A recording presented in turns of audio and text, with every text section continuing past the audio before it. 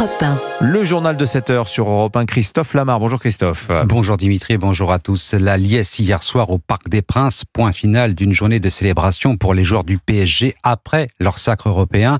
Il y a d'abord eu le défilé sur les Champs-Élysées sous très haute sécurité, puis la réception à l'Élysée et enfin la fête au parc devant près de 50 000 spectateurs. Reportage Cyril de la Morinerie. C'était le seul moment un peu calme de cette soirée complètement folle au Parc des Princes. Après DJ Snake au platine, une violoniste est venue au centre du terrain jouer l'hymne de la Ligue des Champions, puis le speaker a pris la parole.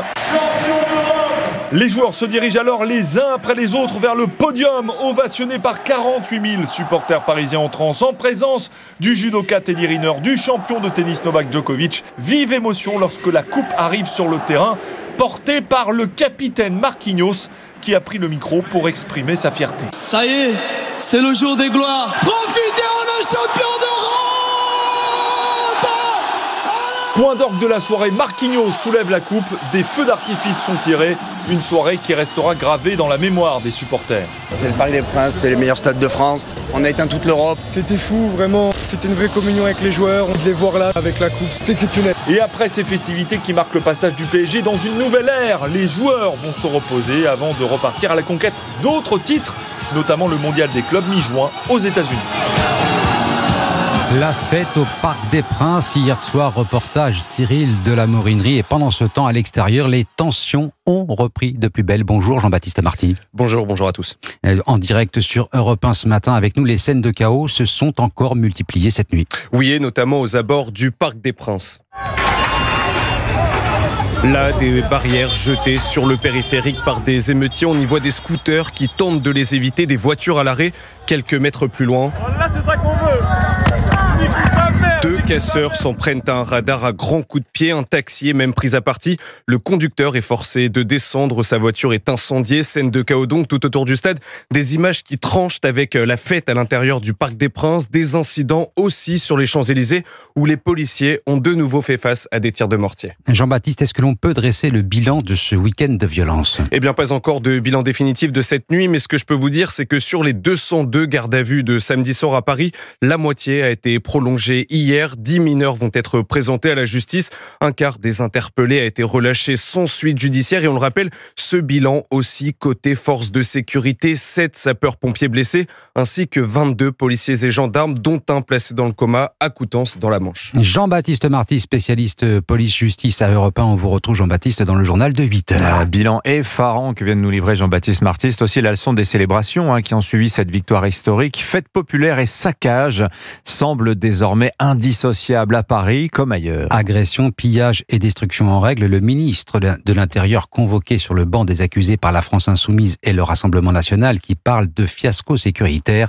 Bruno Retailleau a contre-attaqué hier en conférence de presse. Mayalène Trémollet. En réponse au Rassemblement national qui dénonce l'impuissance de l'État face au débordement de samedi soir, Bruno Retailleau, attendu au tournant sur sa politique de fermeté, commence par saluer le travail des forces de l'ordre. Les Français doivent être conscients de leur courage. Ils doivent être conscients de leur engagement. La fermeté de la réponse sécuritaire a été au rendez-vous. Et je crois qu'on ne peut pas s'en contenter. Au-delà des chiffres des interpellations, le locataire de Beauvau appelle à repenser les causes profondes de cet ensauvagement français. Pour lui, la responsabilité est d'abord politique et elle appartient aux troupes de Jean-Luc Mélenchon. Dès qu'il y a un certain nombre de débordements, dès qu'il y a des voitures qui sont incendiées, un parti politique qui a une représentation importante à l'Assemblée nationale couvre de sa soi-disant autorité morale ce genre de fait. LFI, c'est la France insoumise et c'est la France incendiaire. Loin d'être convaincu, le président du RN, Jordan Bardella, accusait hier soir le ministre de l'Intérieur de n'avoir, je cite, ni la lucidité ni l'honnêteté de reconnaître le chaos ou d'en nommer les causes. Mayalène Trémollet du service politique d'Europe 1. Il est 7h05. Dans l'actualité également ce matin sur Europe 1, cette condamnation unanime et ces enquêtes en cours après une série de dégradations et de tags antisémites à Lyon et Paris. Une école primaire visée par un début d'incendie à Lyon. À Paris, information qu'Europe 1 vous révélait dès hier, un mur de la Fondation pour la mémoire de la Shoah dans le 8e arrondissement a été recouvert d'inscriptions hostiles à Israël. William Molinier. Oui, plusieurs inscriptions à caractère antisémite ont été retrouvées hier après-midi vers 16h. Cette fois-ci, c'est la Fondation pour la mémoire de la Shoah qui a été visée. Cette institution rassemble les récits de victimes juives persécutées pendant la Seconde Guerre mondiale. Les tags s'étalent sur 6 mètres de long, 2 mètres de haut selon les premiers éléments de l'enquête.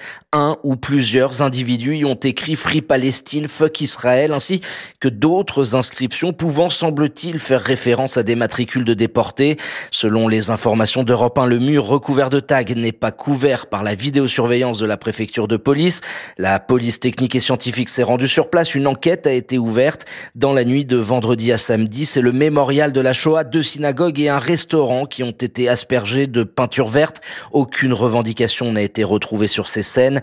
Des consignes de renforcement de la sécurisation de la communauté juive ont été passées dans les commissariats parisiens. William Molinier du service police-justice d'Europe 1. Le conflit israélo-palestinien prétexte au passage à l'acte antisémite en France, mais aussi à l'étranger. 6 personnes blessées aux États-Unis cette nuit lors d'une manifestation pour réclamer la libération des otages israéliens. L'auteur de l'attaque, qui était armé d'engins incendiaires, a été interpellé. La piste terroriste n'est pas confirmée. En Pologne, c'est officiel. Les nationalistes remportent l'élection présidentielle au détriment du candidat pro-européen. Et la joie des militants et de leurs candidats hier soir en Pologne à l'annonce des premiers résultats.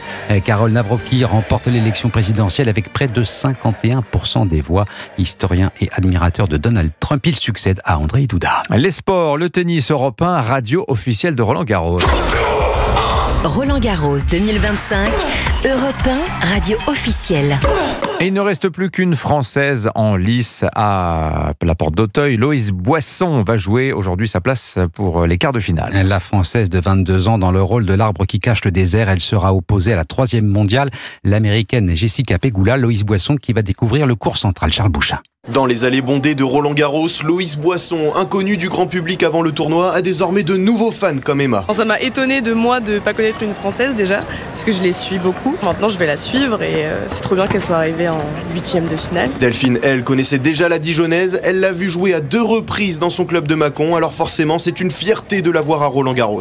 Super fière de l'avoir vue de très près, jouer de très près justement, et puis de la voir aujourd'hui grimper. C'est quelqu'un de très téméraire et qui a envie de gagner. Et je pense qu'elle nous l'a bien montré sur cette session. Ça, c'est sur cette année. C'est la belle surprise de Roland Garros 2025. Une belle surprise que les supporters Pierre et Florian rêvent maintenant de voir le plus loin possible. C'est assez inspirant, sachant qu'on est en France, d'avoir des Français qui commencent à avancer loin dans le tableau. J'ai hâte de voir la suite et si elle peut continuer jusqu'à la finale. Si elle va en finale, on va la voir. Et avant cela, il faudra passer par l'étape des 8e de finale. La Française aura fort à faire face à Jessica Pegula, 3e joueuse mondiale. Et match programmé en fin de matinée. Reportage Charles Bouchin, autre 8e de finale à suivre aujourd'hui. Le Britannique Cameron Norrie face à Novak Djokovic. Et puis l'instable et imprévisible Andrei Rublev face au numéro 1 mondial Yannick Sinner. Match programmé, lui, en night session. Session de soirée en français dans le texte. Absolument. Merci Christophe Lamar. C'était votre journal sur Europe 1. Il est 7h09 sur Europe 1 à suivre l'édito éco. Les Français sont-ils vraiment aussi nuls en économie qu'on le dit ? Eh bien oui, malheureusement, nous dira Olivier Babot qui se navre que les Français